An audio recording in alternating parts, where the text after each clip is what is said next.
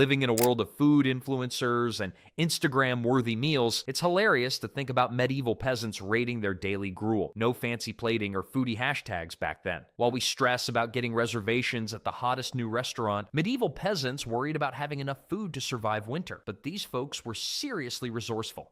They had to be. When you're living off the land and every meal is a what's in my pantry challenge, you get creative. Unlike today's picky eaters who turn their nose up at slightly bruised fruit, medieval peasants used everything they could get their hands on. And I mean everything, from grinding acorns into flour when times were tough to turning weeks-old vegetables into something edible. Their eating habits tell us more than just what was on the menu. It shows how tough and adaptable people can be when they need to survive. And trust me, they needed those survival skills, especially when it came to their daily bread, which wasn't exactly the fluffy sourdough we know today, because when you might think bread is just bread, but medieval peasant bread would make modern health food fanatics cry. Forget your artisanal sourdough. Peasants were stuck with what historians call maslin bread, a mix of whatever grains they could get their hands on. And when I say whatever, I mean whatever. Recent studies of medieval bread remains found traces of peas, beans, and even ground up tree bark. Talk about a high-fiber diet. The color wasn't exactly Instagram-worthy either. Instead of the golden brown loaves we're used to, peasant bread was often dark,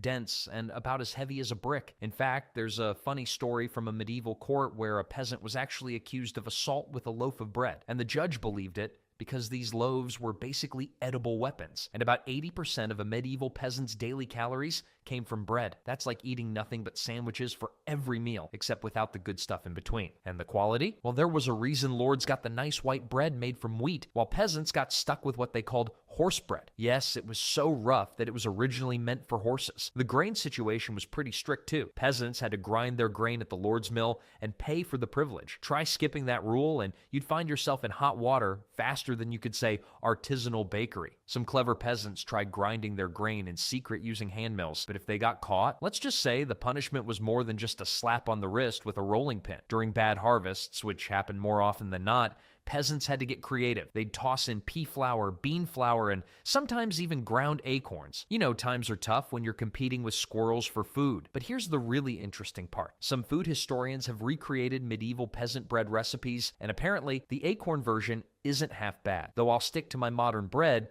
thank you very much. While bread was their main meal, peasants had another trick up their sleeve for stretching their ingredients, a little something called pottage, the medieval peasants' version of everything but the kitchen sink soup. This wasn't your grandma's chicken noodle. Pottage was more like a never-ending stew that just kept evolving. You know how some people have a sourdough starter they've kept alive for years? Well, peasants did the same thing with pottage, except they keep it going for weeks or even months at a time. The daily cooking ritual went something like this. Take whatever vegetables you've got, usually peas, beans, turnips, and if you're lucky, some cabbage. Toss them in a pot with some water and let it simmer all day while you're out working in the fields. Recent archaeological findings from medieval cooking pots showed traces of everything from nettles to ferns. Talk about eating your greens. The scientists studying medieval peasant teeth found they were often healthier than modern teeth. Turns out their veggie-heavy pottage was actually pretty nutritious. Who knew? Though I bet their breath wasn't exactly minty fresh. The real genius of pottage was how it handled leftovers. Nothing went to waste. That stale bread from yesterday, toss it in. Some dried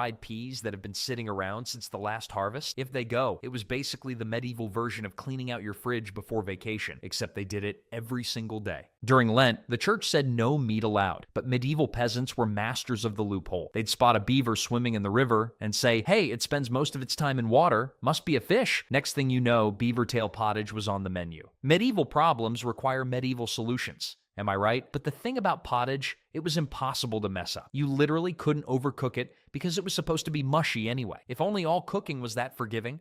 Medieval cookbook writers didn't even bother with measurements. It was all add a handful of this or throw in whatever you've got. First-time cooks would have loved it. While pottage was the daily go-to, there was another source of food that peasants could usually count on. I'm talking about fish. And you won't believe how a medieval peasant's fishing trip was nothing like your relaxing weekend hobby. The church banned meat for almost half the year. That's about 150 days in total. But fish was fair game. Religious loopholes for the win. This rule actually saved lots of peasants from malnutrition, even if they didn't know it at the time. But the real stars of medieval waters weren't your typical fish. Eels were the medieval equivalent of fast food. Archaeological digs have found eel bones in practically every medieval trash heap. These slippery suckers were so common that some peasants actually paid their rent in eels. Imagine handing your landlord a bucket of live eels instead of cash. Records show one village had to give their lord 82,000 eels every year. Talk about a slippery situation. The fishing methods were pretty wild too. Some peasants used what they called kittles, basically giant wooden mazes built in rivers that trapped fish. Others went night fishing with spears and torches, which probably looked like some kind of medieval rave party. The really clever ones trained cormorants, those black water birds with long necks, to catch fish for them, though that was more common in Asia than Europe. One particularly hilarious fishing method involved using fermented rye dough.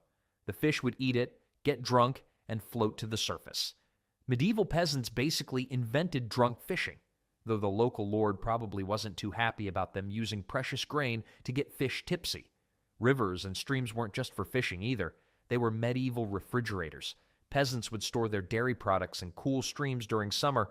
Sometimes they'd lose their cheese to a particularly ambitious fish, which seems like a plot from a medieval cartoon. The fish market was its own adventure. Ever wondered why fish and chip shops in England are so common? Thank medieval peasants.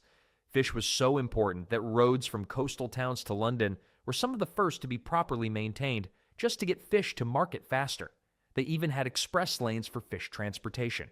Medieval fast food delivery, if you will. Of course, if you couldn't catch fish or afford to buy them, there was always another option, though it was quite a bit riskier and involved potentially annoying some very powerful people, like I said earlier, who had strong opinions about who could hunt what, because medieval hunting laws were stricter than a helicopter parent at a teenage party.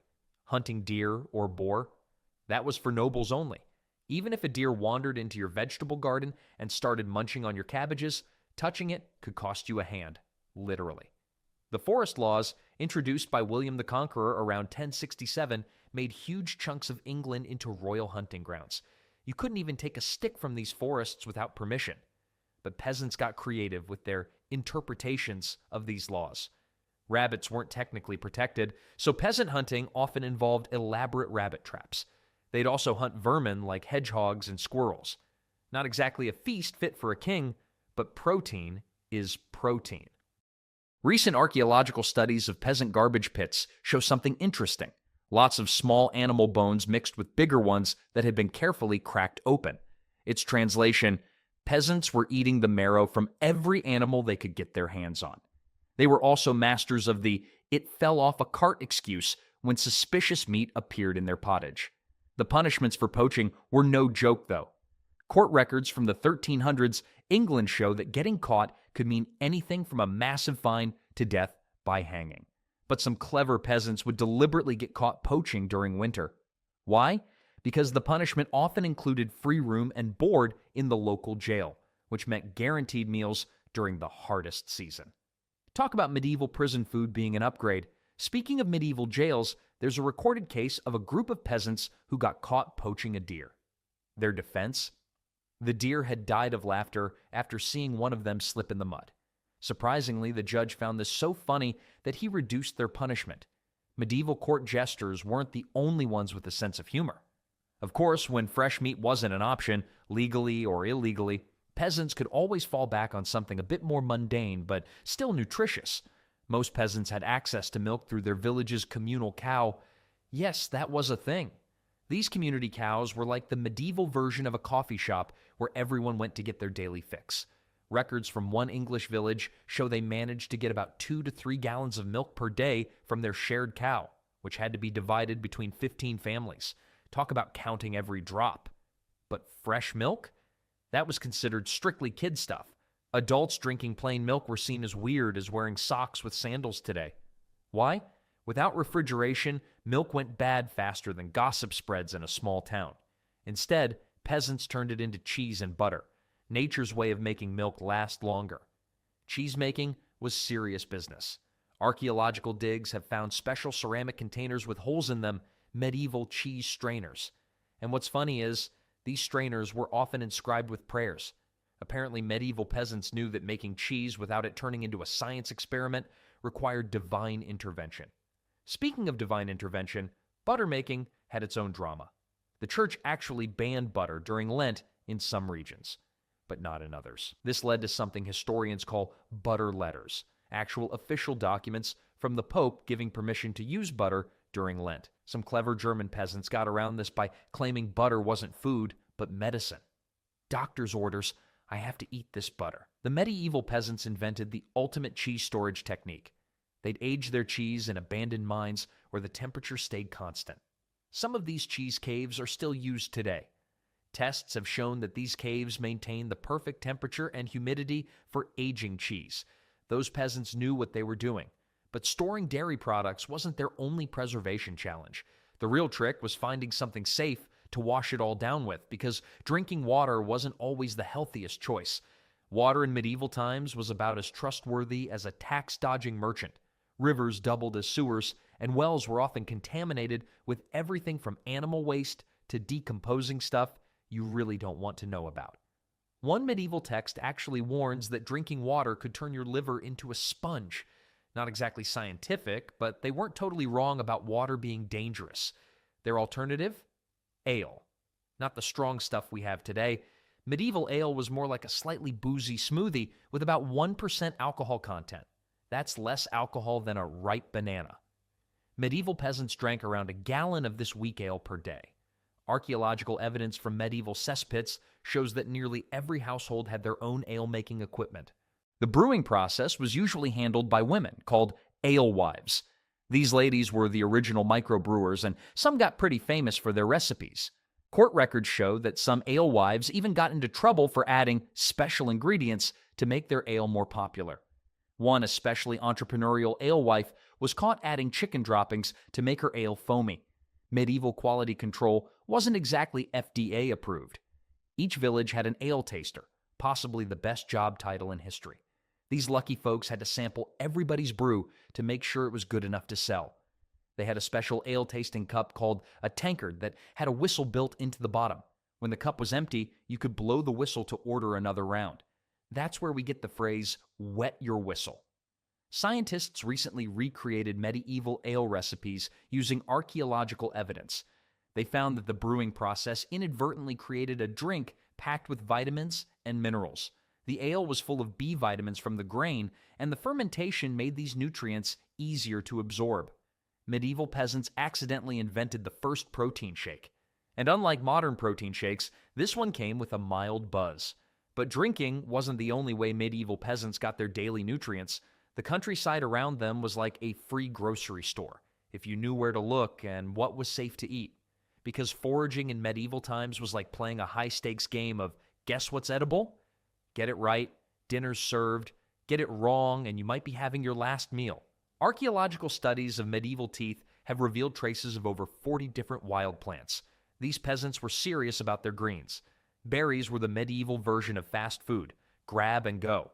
Blackberries were so common that they show up in court records as landmarks. The murder happened by ye old blackberry bush was apparently a legitimate location description. Peasants even had special wooden containers designed just for berry picking, some of which have survived to today.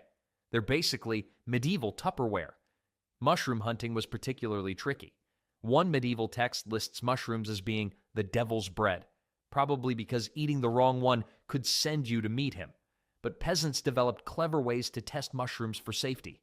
They'd put a silver spoon in the cooking pot. If it turned black, the mushrooms were poisonous. Not exactly foolproof, but better than nothing. Nuts were the medieval equivalent of protein bars. Archaeological digs have found massive piles of hazelnut shells near peasant homes. We're talking thousands of shells. One site in England had enough shells to suggest a single family ate about 40 pounds of hazelnuts per year. Medieval CrossFit, anyone? But it's interesting how peasants used herbs. They weren't just grabbing random plants. They had serious knowledge passed down through generations. Recent studies of medieval medical texts show that peasants knew about using garlic for infections and mint for upset stomachs. They were basically running a primitive pharmacy in their backyards. But foraging came with risks beyond just poisonous plants. Getting caught gathering wood or herbs in the Lord's forest could land you in serious trouble. One court record from 1320 shows a woman being fined for picking flowers on church property. Her defense? The Virgin Mary would want her church to look nice, so I was picking weeds. Nice try, medieval Karen. The best part about foraging was how it brought communities together. Kids would be taught which plants were safe from an early age, turning plant identification into a sort of medieval scout badge. Even today, some of the plants medieval peasants gathered, like dandelions and nettles, are making a comeback in fancy restaurants. Those peasants were just ahead of their time. And with all this clever foraging, inventive cooking, and resourceful food finding, medieval peasants proved one thing: they sure knew how to make the best of what they had.